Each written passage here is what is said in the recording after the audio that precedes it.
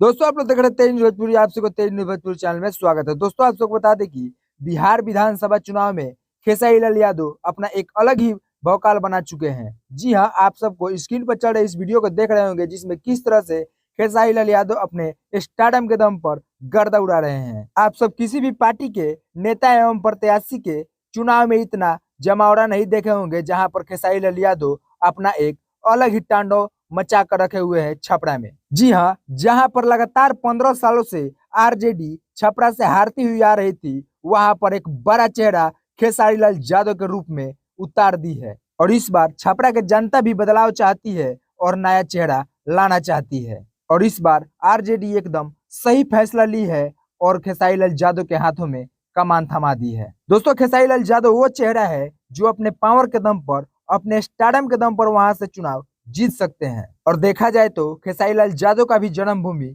छपरा में ही है। और जिस दिन से चुनावी मैदान में कूदे हैं, उस दिन से बहुत सारा सुर्खियां बिटोरते हुए नजर आ रहे हैं।